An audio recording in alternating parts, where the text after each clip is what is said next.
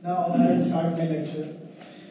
Today we are going to discuss IT roles, systems and processing, that is Unit 11. And IT software and data organization, IT network, electronic conference, e-commerce or something. And IT security issues, everything is now online. And if someone is going to hack your website, this is one issue. Other is sometimes when you log into a website and it takes more time to open. So generally you don't wait for so much. So it may be an attempt from your competitor to slow down the efficiency of your website. So these kind of issues which are highly practical day to day, more related to our business, because some businesses which we know B2B, B2C, these are more onto the online tradings. And online tradings are all dependent on your online website and your tools. If someone is going to access your private information, going to disrupt the functioning of your website, it is going to directly affect your business, your sales, your turnover. So that's why these things are very important. Broadly, we are going to discuss the role of information in modern organizations. We will conclude that no organization now is working without ERP. If you're a big organization, you have to invest in developing infrastructure in terms of emails, servers, clients, PCs, connectivity. If you're based in US and your office is here, you need a remote access to the operations. You need video conferencing facilities, because no need to travel just to explain your boss that this is the performance of the month. Which used to be 10 years, 5 years down the road, it was like that. Now you open your conferencing, they open their conferencing, they are looking to you, you are looking to them, and you are explaining. Traveling cost reduced. So these kind of things we have to discuss. Systems that support routine processes. What are the routine processes? Generally these are transaction processes. We have account receivable, we have account payable, we have cash transactions, we have fixed asset transactions, we are creating some liability, we are taking some loans, we have lease transactions. So these all transaction has to be entered in the system as an input. Then system that support decision makings, whatever inputs we do, it will be processed, came out as a report, and this will be helpful for the decision making. Transaction processing modes, then application processing phases, role and responsibility within the IT functions. What is a software developer, what is a software engineer, what is the database administrator, what is the IT administrator, these all things we have to discuss. What is the software, what are the types of software, nature of binary data storage.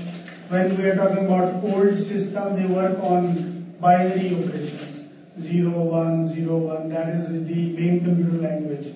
It has first generation, second generation, third generation, it converts into English. You give a command to the computer in English, it translates into a binary operation, then the decode and give you a user-friendly environment. These are the generations. File organization and access methods. If you see in your organizations, there are some accessing levels and there are some control levels. Then we have file organization and access methods. These methods are very practical in the day-to-day life. You will see if you are in an ERP environment, there is a junior accountant, he can put input only, he cannot view the other reports. Then if he did some mistake, it will go to the supervisor and he will make the changes, corrections. At the end of the day, there will be a report who did the changes and there will be an approval authority onto that one. This is all is file organization and access methods. Database management system, this DBMS, is very popular nowadays. Rather, you have different databases for different departments. Now it is a grand database. Suppose it's like Oracle database, or it's a Google database, which they have placed somewhere in Switzerland, and all of the world is accessing that centralized database, which is huge in size, huge in operations, technicalities are there. But the biggest advantage is the centralization of the data on a one place. So that database we can manage in any way. You can search the views, you can search the videos, you can search the text. Because it is designed in a way that is whatever you need, it will pull out for you. Same in the organizations, you need monthly profit and loss, you need balance sheet, you need the different reports related to receivables, payables, aging reports, basic aging reports. How it comes? When the database is designed in a way, means the structure is giving you the reports. So the way you conceive the database, it is based on your concept of getting the reports out of it. This is all related to the database management system. Then we have application development and maintenance. Very common example, the internet and intranet, we are familiar with all. Networks classified by extent and functions, network classified by equipment and protocol, IPs, what is www stands for, what is URL, this is all is here.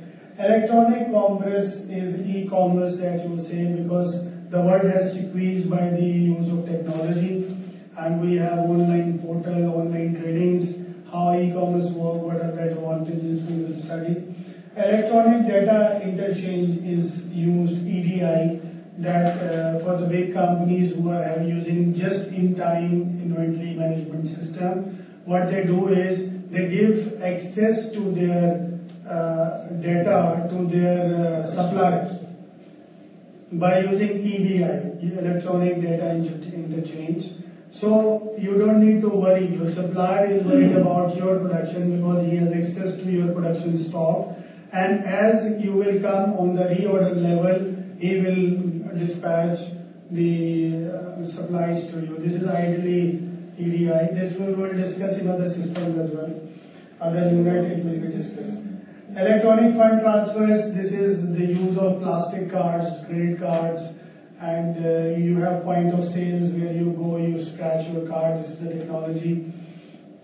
Electronic transaction securities are very important. Sometimes you do online transaction, you receive immediate call from a bank that did you make this international transaction. If it is yes, then they will authorize, otherwise they will reject it. So securities, why it is important, we will discuss.